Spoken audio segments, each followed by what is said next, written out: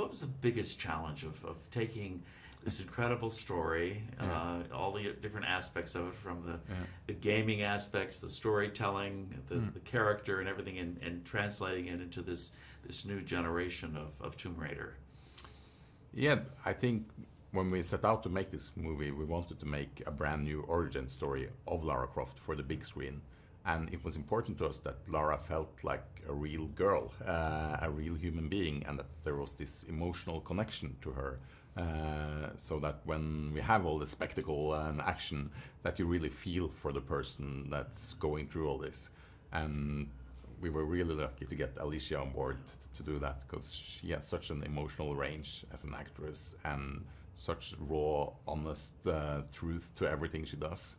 So she really elevated this movie. And you were lucky with all of your actors, obviously, not just Alicia, but she's and at least you could, she was saying, I was talking to her, she said you could speak a little Norwegian, talk a little Swedish. She said we didn't do it too much because we didn't want to embarrass the other actors, but it was nice for the two of you to be able to communicate that way. Also, the father-daughter relationship is very important, one of the important themes here. Talk a little bit about that, because that's a very important theme here. Yeah. No, the father-daughter story is really the emotional core of this movie. When we meet Lara, her father's been gone for 7 years, and that's really haunting her. And then as she starts pulling the threads of his disappearance, that takes her out onto this great big journey. And also, I know that you were very specific about the fact today a lot of these kinds of films, there's done a lot of green screen, a lot of movie magic, so to speak. And I understand you were very specific about wanting to have sets built and to do a lot of things in South Africa that were, we have a real tomb and we have all those kinds of, that was important to you, wasn't it? Yeah. No, we wanted the movie to have this authentic, gritty feel to it. So it was important to do as much as possible practically in camera without relying on CG. So we built huge sets, we had boats on gimbals, and then we had Alicia in the middle of it. And I understand you actually took, when I watched the scene where she's running from the boys in Hong Kong, it was actually in Cape Town, and I've been to Hong Kong. I thought, that looks like Hong Kong. Yeah. No, Congratulations. Thank you. No, we built a giant tank outside Cape Town and filled it with floating walkways and restaurants and fishing boats. And I think the biggest compliment was when Daniel Wu walked onto the stage there and said, wow, this really feels like Hong Kong.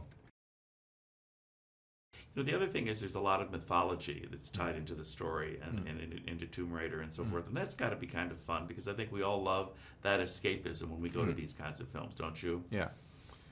Yeah, no, it was one of the most fun aspects was, of course, designing the tomb that gets raided. And I think the production design team just made a spectacular job in creating a scary and interesting, eerie tomb. Yeah, absolutely. Did a beautiful job with that. And also then they filled it with like gadgets and traps and puzzle doors, and no, it was really fun to play around with it. And Alicia, I mean, I know there's, as we say, there's lots of stunt people and so forth, but she really went through a lot of physical training for this, didn't she? Yeah, she trained really hard with her trainer to get in shape to do all the physical stuff we had to put her through. Then she worked with the stunt teams in learning the fights and the moves and all that. No, she was a real trooper, and we put her through a lot. We hit her with water cannons and wind machines, and even threw her down an Olympic whitewater rafting course.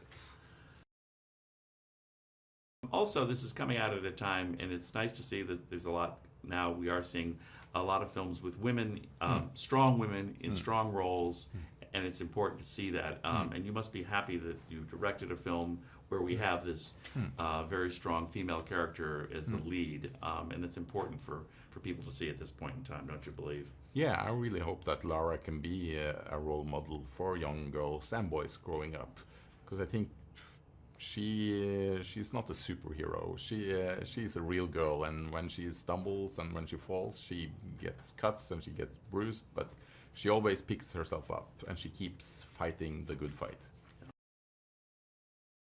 and also with Walter Goggins, you have a wonderful, wonderful Yeah. villain, a very complicated character, and his Matthias Vogel I thought was terrific. Talk a little bit about him because he's great. Walton is just a lot of fun to be around, and also the way he approached this character was, I think, really interesting. He's not a like mustache twirling supervillain. He's a man on a mission, and he's gonna get what he wants no matter what. And then, unfortunately, Lara Croft is in his way. Yeah. In fact, talking to him was interesting. Listening to him talk about how, in his own mind as an actor, he created his own backstory for that character, and I thought that was a fascinating way that he approached him and gave him more depth. Yeah, and I think that kind of work comes across on screen, and it makes it feel real, and you really believe that what he's going through as well. And I think that makes him even more intimidating.